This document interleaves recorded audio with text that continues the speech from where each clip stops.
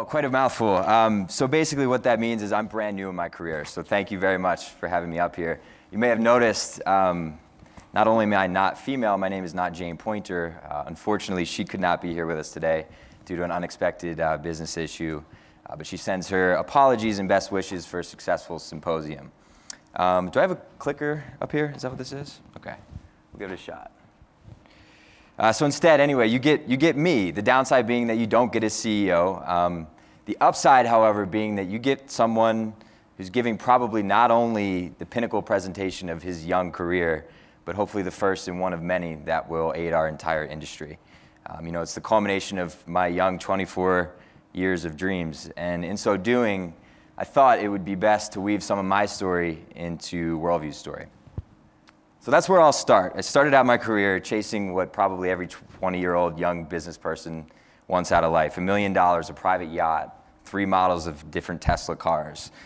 Then one day, after almost 2 years of 14-hour long days, climbing the corporate ladder just like this, trying to add 0.3%, 300 basis points of margin onto a product line that I knew nothing about and probably cared even less about, I woke up. I began to ask myself what really mattered in life. After a few sleepless nights spent with Stephen Hawking documentaries, my favorite Asimov books, I knew I had the whole equation wrong. I wanted my life to have meaning. I saw a good TED video, some of you may have seen this, where they talk about living your life as a eulogy instead of a resume. And that's when things changed for me. As a child, I always dreamed of contributing to what I thought was the next greatest and most important technological chapter in human history, that being opening private and commercial access to space. And now at Worldview, we are at a humble beginning towards achieving that goal. My story ends and Worldview's begins when I had an inspirational and deeply philosophical conversation with Worldview's CEO, Jane Pointer. To her, creating access to space for citizens held limitless possibility and opportunity for impact. It had the power to affect things like this. It had the power to affect things like this and this. So we could see a world that was borderless. Overall, it was about personal discovery. To sum it all up, it was about this. It's because the power that a new perspective, literally and figuratively, can and will change the world. How will it shape politics, commerce, philosophy, society, and the very nature of humanity, him or herself? We don't yet know, but at Worldview, we intend to be shepherds of the answer. Worldview is about seeing the world from an entirely different perspective, and how you do it, in our eyes, makes all the difference. We're creating an entirely different private spaceflight experience, one that emphasizes accessibility, comfort, and the transformative power of a priceless view.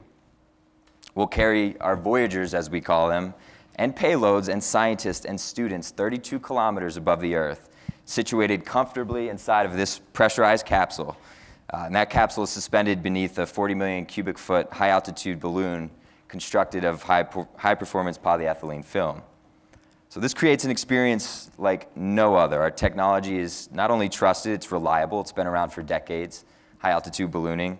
And in a relative sense, it's low cost, which allows us to open up access to this unique perspective at an unprecedented ticket price, which, by the way, tickets are on sale, so if you're interested, come talk to me after the talk.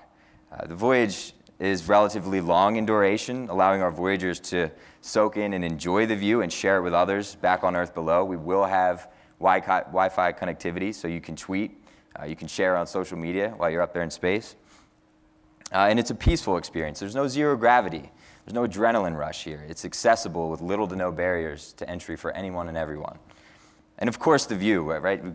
It's in our namesake. The view is what it's all about. The view offered by Worldview is nearly identical to that offered by suborbital spaceflight providers, with the added benefit of being able to stay aloft for hours as opposed to just minutes. But I mean, put this up here, but we're in this together, right? We don't view Virgin Galactic X-Corps as competition. We never have internally, and we never will. We see ourselves as a complementary experience that fills a niche in the marketplace that appeals to an entirely different segment of customers. People looking for a general alternative to suborbital spaceflight. But, of course, in addition to our private Voyagers, our platform appeals to a wide range of commercial customers as well.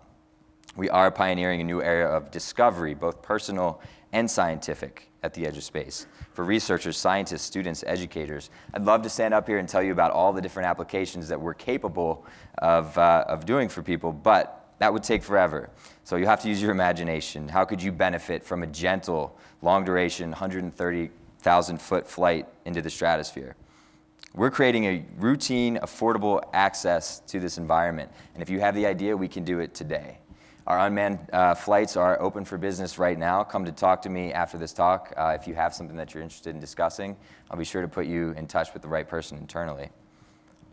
But today, we are well on our way towards opening routine access to the stratosphere. I mean, if you look at our team, you always rest an idea on the team that builds it, and this is second to none. And in terms of technical progress, we're already making leaps and bounds as well. Just recently, back in June, we completed a successful 10% scale test flight of our full flight profile. That carried a 900-pound payload 120,000 feet into the air, deploying a parafoil on descent at 50,000 feet. And when we did that, we broke the world record for the highest parafoil flight ever conducted, and that validated the full flight profile of our system, including things like ground operations, our landing protocols, and a precision-guided landing system as well. Real quick, we do have a short 1-minute video about that test flight that I just wanted to show you. We began working on Worldview in 2011, and we tested components of the system and subsystems at smaller scale leading up till now. But this was the first time that we'd sewn all of the different parts of a full flight together. Worldview is about giving people that incredible perspective of seeing the Earth that we live on as a globe in the blackness of space. We have experts in the parafoil system, we have experts in the flight and balloon control system. The big advantage of a balloon is that it has so little energy. Imagine getting into a capsule pre-dawn, start gently rising up. Floating to the top of the atmosphere. We cruise for about an hour and a half at the flight. Got great views of our Earth and the blackness of space. Then we start to descend to a lower altitude where we then transition to essentially a big wing and fly down to a location that we want to be. The test flight was phenomenally successful. We got data in every part of the flight. We smashed records for altitude flight with the parafoil, came down to a perfect landing. It was recovered by the team. We were just thrilled with the results and the success of this test flight. So as you can see, we're already doing it today. We're actively out in the field testing, a lot of activities going on. And if you noticed in that video, the parafoil, you could see the blackness of space behind the parafoil, and that was the very first time anyone had ever flown a parafoil at that altitude. So we're very excited about the things that are going on, and it sets us up really nicely for the remainder of our development schedule. You can see the road ahead mapped out here, and that'll set us up to launch commercial operations towards the end of 2016. So we'll send our first private paying Voyager into space, edge of space, at the end of 2016. Of course, in doing so, as with every commercial spaceflight company, when we're talking about manned flights, safety is our #1 priority. And the main safety feature here is what we call our proprietary parawing feature. And that's a design parafoil that stays open the entire flight to allow the capsule to glide back down to Earth at any point in time should something go wrong. The vehicle will have 2 pilots on board, but can also be operated by mission control on the ground if necessary. And the capsule itself and the launch system were also designed with safety in mind in particular. So our fully pressurized, environmentally controlled, space-rated cabin has a launch cradle, which you can see in the bottom picture here, that will allow for a complete system inspection before final takeoff. And just so you get an idea of what the space will be inside the capsule, here's a sneak peek into the designs inside of the capsule. The first thing that might jump out is the bar.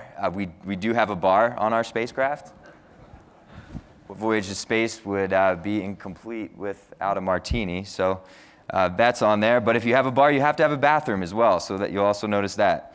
But more importantly, we emphasize the view. So if you see where these seats are situated, each passenger on board our capsule will have an unprecedented range of view to look out the window.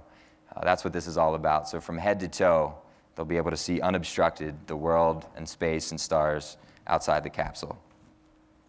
And just to close out, I mean, we are no longer a concept. We're at a humble yet powerful beginning, and we're well on our way to pioneering a new age of commercial discovery at the edge of space. And as Pat said in her message to all of us in our program, gratitude is the greatest source of power and energy. So I'll end by thanking all of you because you've set the foundation here for the past 10 years for things like this to be a reality and for dreams and careers like mine to be a reality and the countless people that'll come after me. So thank you for pioneering the industry, for building the infrastructure, developing the technology, creating the opportunities, and of course shaping public perception and policy in favor of our industry.